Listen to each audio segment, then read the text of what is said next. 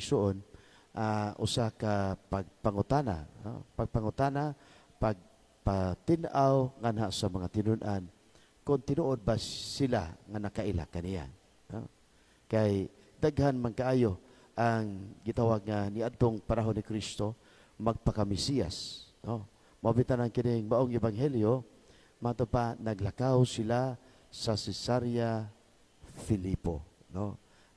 Kining maong dapit, giangkon ni Julius Caesar o Augusto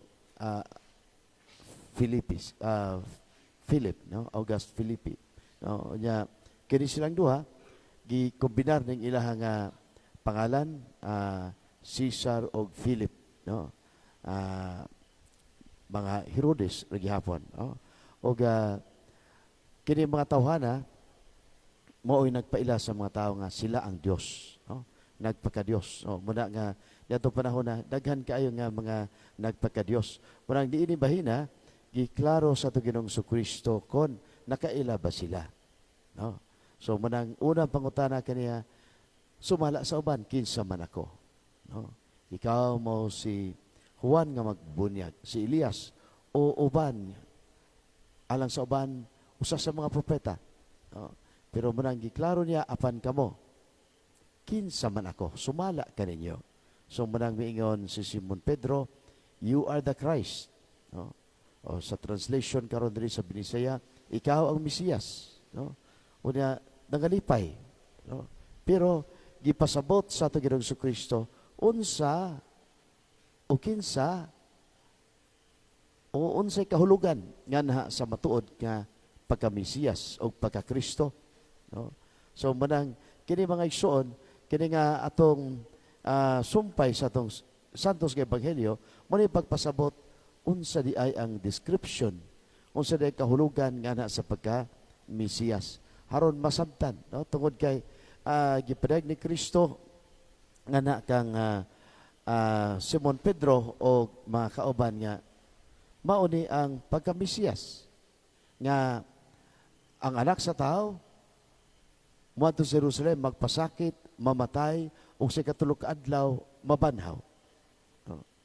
Nya mo nang dili makadawat ini si Simon Pedro nganong magpasakit siya ug mamatay, no? Parehas nato pod karon, di ba? Ato kasinatihan lisod kay pagdawat sa kamatayon ni Father Moises, murag kalitan, no? Ako bisag ako kay ko murag lisod kayo nga huna-hunaon nga gahuna-una ta nga ang atong selebrasyon kagahapon, blessing na simbahan, joyful, no? Mahibayaon, no? Nya naa puno sa tanan nga katawhan, no? Sa tibok nga parokya, no? Ug naa pa gyud ang bagyo, no? Ni samot, no? Murag ni samot og dako ang maong mga pagsulay, no? So munang makaingon ta nga mao gyud ang gipasabot sa atong Ginoong Kristo sa atong kinabuhi, naa gyud ang mga pagsulay, no? Unya iyang mas dugang nga gipasabot kaniya kabahin nga nasa pagka-Mesiyas nga mao gyud ang pagabuhaton nga na sa usa ka tawo o sa ka Kristiyano nga nagatuo kanako ug naningkamot nga mahimong akong tinun-an. Hikalimtan niya nga kagulingon, pas-ano niya ang cross ug mosunod kanako. No? Medyo lisod yun, di ba? Medyo lisod. No? Ang lain pa yun nga gidugang niya, mas lisod pa yun. Hikalimtan ni imong kaugalingon. No? Ang pahikalimot nga nasa kagulingon, kinsa katong mahikalimot sa kagulingon, mas makarawat hinuon sa gingharian. Apan katong magpalabaw sa iyang kagulingon, magpalambo sa iyang kagulingon, mawad-an hinuon ini. No? Tanawa, mga igsoon, atong makita nga kining mga pulunga, mga igsoon, nindot kayo nga gisulti sa atong Ginoong Kristo. No? Lalom kayo. Mo ni gingon usab ni Santiago sa atong ikaduhang pagbasa, Santiago 2:14-18, nagingon siya nga diha man gud ini ang atong pagtuo, no? Kun atong pagtuo dili gani nato apilan sa buhat, no? dili gani nato ilakaw, dili gani nato paningkamutan, patay ka na. No? Faith is dead if there's no good works. No? So, manang gidapit kita diini mga igsoon sa pagtan-aw, no? Nga na sa mas lapad ug mas dako nga paglantaw, ilabi na din na sa ato mga pagsulay. No? Kagahapon, gaisurahan namin ni Bishop ug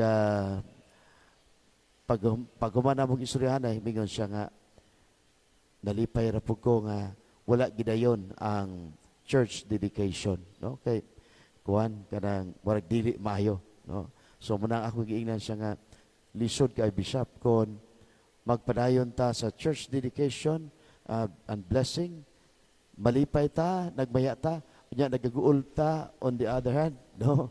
Nga na sa kamatayon ni Father Moises. So munang ningon siya nga insakto ra pud kaayo, no? Ang atoa nga gibuhat. Pero muna pagkakaron gauna-una ko kay usual baya kanang kada buntag mamahaw manuktok ba ko siyang kwarto, no? So muna gauna-una ko sus kuan kanang akong daily routine kada buntag, no? Nga manuktok kay mamahaw mura naman og lahi na. Wa nay tuktukon, no? Wa nay tuktukon. So muna nga kini parte gini mga igsoon sa kanang ingon detachment, no? Ang paghikalimot nga na sa kaugalingon, no? At the same time pagsalig nga na sa Dios, no? Kay kon wala tay pagtuo ni ana, mahimo-igod nga kawang, sayang ug patay ang atong pagtuo. Sa ngalan samahan sa Anak sa Espiritu Santo. Amen. Maninog palihog.